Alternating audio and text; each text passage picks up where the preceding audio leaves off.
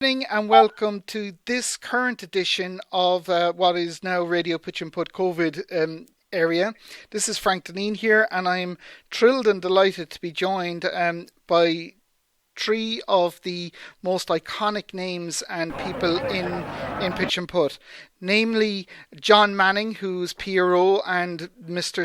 Statistician for pitch and putt for always, Skinner Malone, who was national stroke play champion twice and was Dublin County Board Chairman up until recently, and John O Leary, who was national match play champion a year or two ago, shall we say. Good evening, gentlemen. Good evening, Frank. Can we start with who's longest in the game? Who's around the longest? We'll have bids. Well, all I can say is I joined Lucan Pitch and Putt Club in 1968, so if that puts me in the longest, I must be the longest.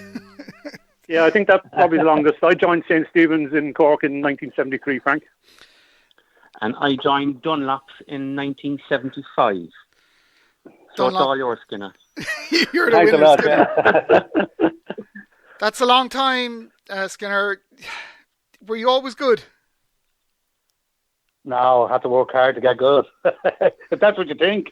No, I was very lucky when I joined. The fact that when I joined in 68, that one of the members, Eamon Tully, was after winning the national stroke play, and I happened to be a friend of his family. So it was great for me to go up there and to play with the likes of him. They were the first people I ever played with up there, and I mean it was inspiring for me to see that, you know. I know personally myself that there was, when I started the game, there were, namely for me, there were two people in St. Anne's. There was John Foley, who was a national match play champion out of Highfield in like the late 60s and around there, and Donal Long were the two big players that I recall up in St. Anne's. Were there icons that affected ye, or that ye were in awe of when you started playing? Well, I think for me it was probably Mick Forrest, and John will obviously be very familiar with Mick, and indeed so will Anthony, because I think they both figured large in the lads' successes in nationals. He was the man that I looked up to. I qualified for the 1977 National Intermediate Stroke. That was in Glenville, and I think that was the first time I met Mick, but I was in complete awe of him, and it was great to play with him and alongside him a few times. I mean, John obviously beat him in the 83 final, in the match play final, and I think when Anthony won in St. Lomans in 1989, I think Mick loomed large there as well. I think Mick came to the last, needing a birdie to tie Mick and to tie Anthony, and he just missed, I think, from about 6 feet. So it's Mick Forrest for me. Yeah, I think it was Mick Forrest for me as well, of course, as you've already touched on, that I played him in the national match play final in 83. And as time went on, I grew to be great friends with him. Even though he opened up with TJ Reardon in the Irish Open there 2 years ago up in Rock Lodge, I think. But yeah, of course, you mentioned Donal Long now as well, who in my time as a juvenile, when I joined the game in 75, he was winning the Dunlop Scratch Cup. And he'd won it, I think, on 3 occasions, but he was a tremendous player as well. And of course, he went on to win the Irish Stroke Cup in Lucan, I think, wasn't it? I'm not too quite sure. Lucan in 1988. Yeah. But those two were the top players when I was playing at my best, I suppose, as a young fellow way back in the 80s. Mick Forrest and Donal Long. And Skinner, who were your icons? Yeah, well, as I said earlier, Eamon Tully, and that was in 68. And then in 69, Gus Carolyn joined us from Glenanne. He joined Lucan, so him and Eamon would have been great friends and palled around together and played together. He was a tremendous player. And again, of course, I knew Mick. You would have known Mick Forrest through them. Also TJ, and there was Andy Dempsey on the scene then. There was tremendous players at that time, you know. And they travelled around a lot, you know. And they were just great players. And they were great to watch, and they had time for everybody to give you little tips and all that, you know. So it was great to be with them, you know.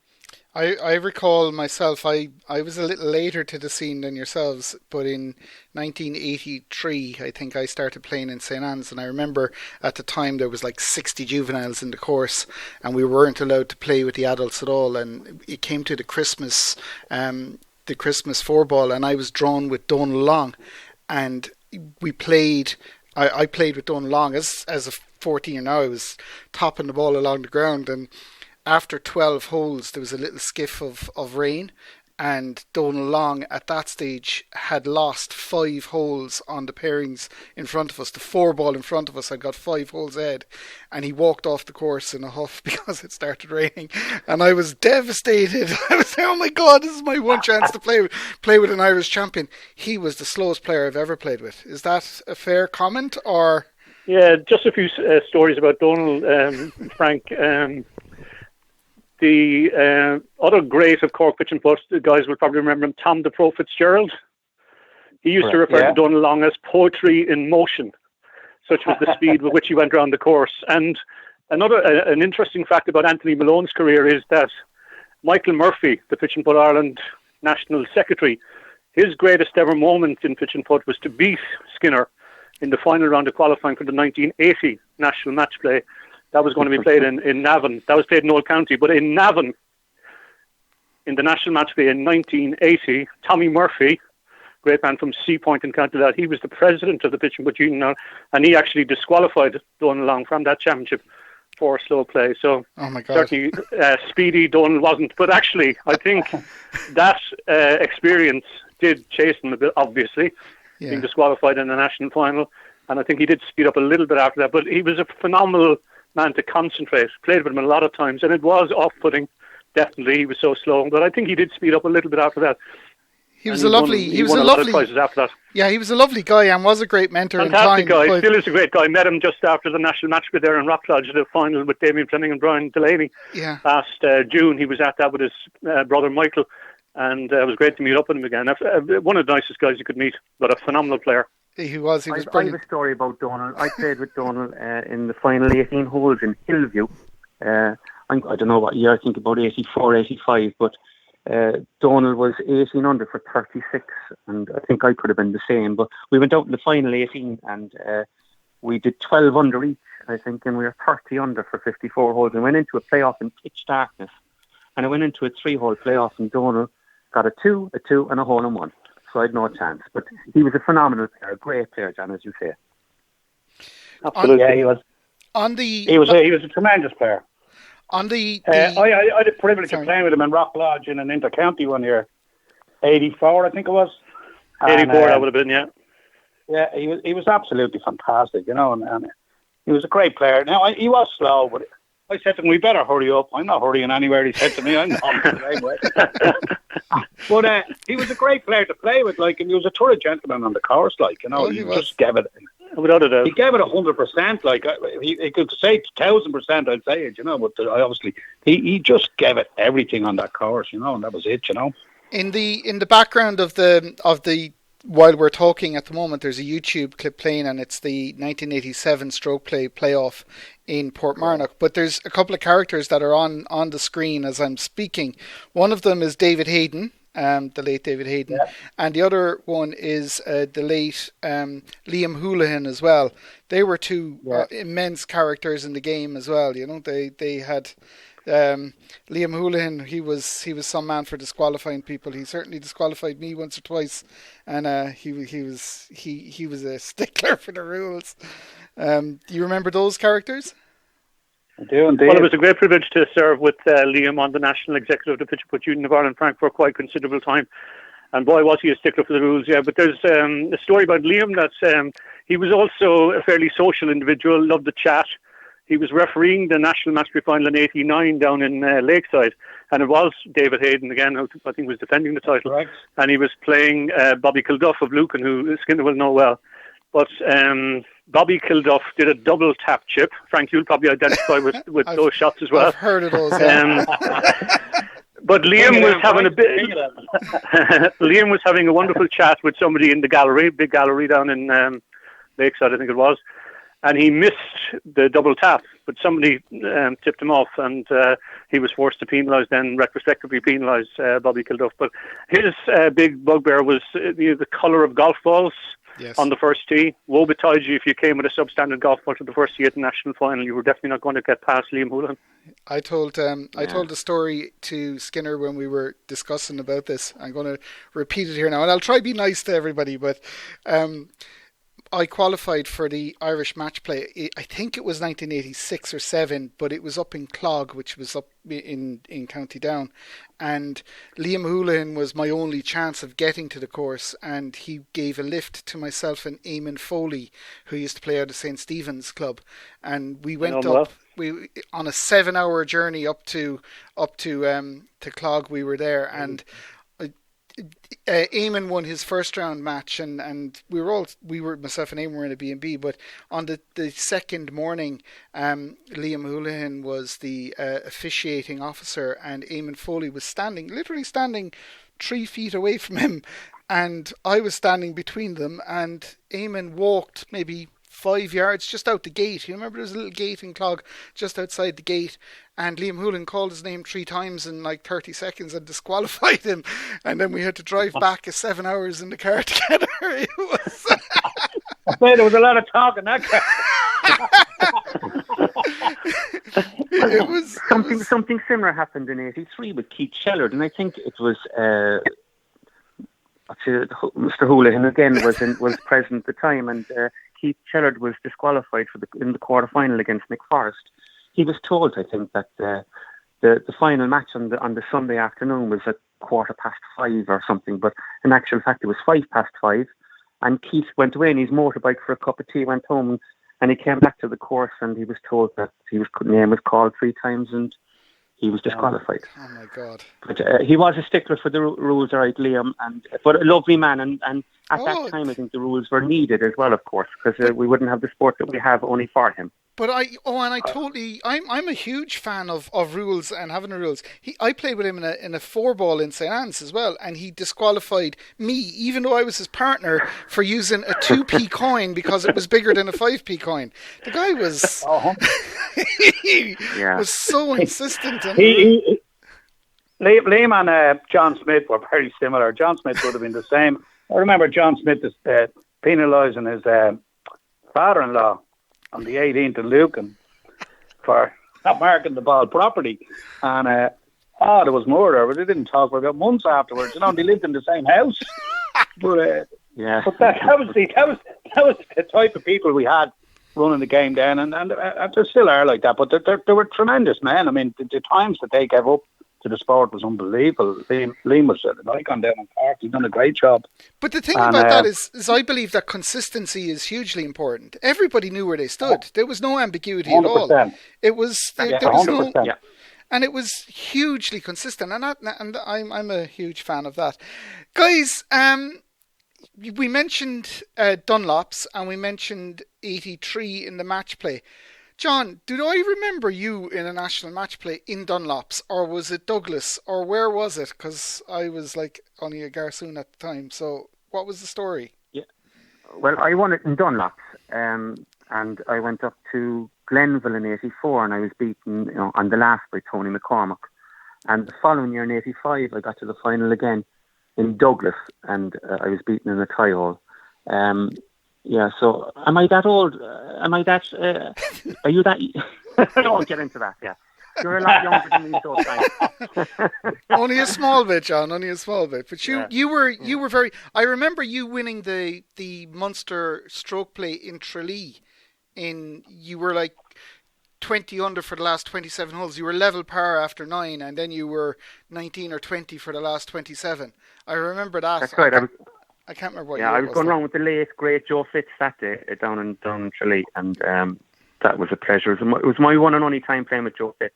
I'd seen him play, Joe Fitzgerald from Waterford. I'd seen him play a couple of times, but I went around with him in that 36 holes, and it was a pleasure. Of course, he won a stroke play. I'm moving away from our point now, but he won a stroke play in Raffine Creek. And remember the same on about rules. He played Paul Gleeson. Remember him, Paul Gleeson. That's correct. From Royal Maid. Yeah. And he matched the ball twice, and Joe Fitzgerald went on to win it. Actually, he got penalised, and Joe went on to win it down in Pfizer at the time. But that was the Munster stroke. Yeah, God, you have a good old memory, all right, Frank. I do, yeah. Good for something. John Manning, how far back do your records go? You must have pages and pages of stuff, do you? I want to tell you an interesting fact about John O'Leary's pitch and putt career first, though Frank and Donal go on to. John and I were on a Cork inter-county team together. That would be a not very well-known fact. Munster inter-county, 1982, Castle Lions. And we won it. We beat Limerick. Now, my career after that went one way, and John's, as we've been hearing, went the other way. But I thought it was worthy of note. My records go back. When I joined the National Executive Pitch and Putt Union back in about 91 or 2, I think it was, I was amazed that there was no official archive. Like, there was nowhere you could go, apart from the back of the fixture book, to see the actual national champions. Yeah. There was nowhere you could go to get, more detail. Who was the runner-up? What was the score, et cetera, what were the conditions like on the day. So myself and the late, great Willie Parker, who's another icon of the game that we should remember, fabulous guy, helped so many people around Cork, Ireland, Holland, UK. Everywhere, yeah. But we started to put it together. In fact, Willie had done some work. He used to go into the National Library there in the Grand Parade in Cork, I think, and get down the newspaper files. Yes. And he got information out of those. So I started there, and really since then Leinster Council and Munster Council were separate at that stage. So I said, well, they can look after their own records. Yeah. But then gradually Leinster and Munster Council, they were stood down, and the Leinster and Munster competitions came under the aegis of National. So I said, well, I better get stuck into these. And I obviously have a great interest in Cork pitching, but in particular having started there, and Dublin. I've lived in Dublin for 30 plus years, so I have a great interest in Dublin pitching. But so I kind of keep building them up, and I keep adding to it all of the time. So for a lot of competitions now, national, from the start of the pitching putt junior bar, I have the complete records, winners, runners up, semi-finalists, that kind of thing. Provincial, not absolutely exhausted, but I have lots and lots of data. And for Cork and Dublin championships in particular, I've got a lot of data. And for lots of places around the country as well. When I was doing the Pitch and Putt Junior Ireland website from about 1998, I used to gather stuff from all the counties. So I've quite a lot of information. Now, it's become a kind of an absolute interest for me. Yeah, no, it's brilliant. Can't help myself. And it's of tremendous benefit, and myself being a bit of a stato head as well, I love it. I absolutely love it. We're going to use this format to put out a call to people, because we have, and I stress the word we, meaning you, have a gap. The Cork County Leagues in 1989, which I can't remember, I'm afraid.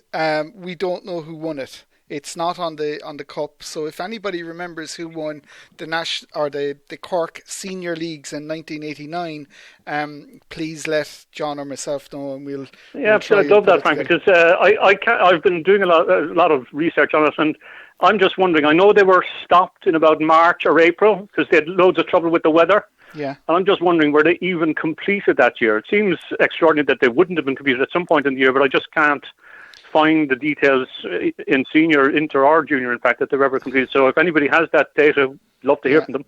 Because we had a great conversation, myself and John Manning had a great conversation about how many league titles people like Barry Morrissey, great components of the game, Ken Alexander, Ray Murphy, myself, how many Cork County League titles at senior level we had. So we'd be very interested in finding out that.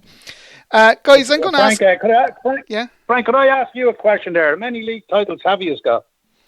I think I've 13. Myself. Is that the most?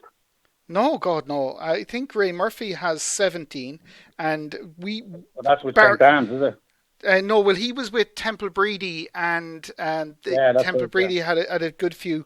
But St. Anne's have won 9 of the last 10 years, so we've had a good run of it for the last couple of years. But we went through like seven finals in a row where we lost all of them. So I think I've played in 19 or 20 leagues going back a long time ago. But But my first county leagues was 1995, when St. Anne's won their first county leagues with I don't want to stress the word to anyone, but we're probably the worst team that ever won the leagues. It wasn't really a star-studded team at the time, but we managed to do it. But the leagues in Cork was always such a huge event. It was a great event and held such big things way back in the time. And it was, I firmly believe it's the bedrock on why Cork Pitch and Putt is so good, because it gets everybody playing so early in the year, and it gets everybody playing against all the top players early in the year as well. But that's just my view on it. Guys, we're going to... That's 20 minutes. I'm going to take a quick break now. So this is part 1. We'll hold for a couple of seconds and we'll come back with part 2 in a moment or two. I hope we're all enjoying it. 1 second.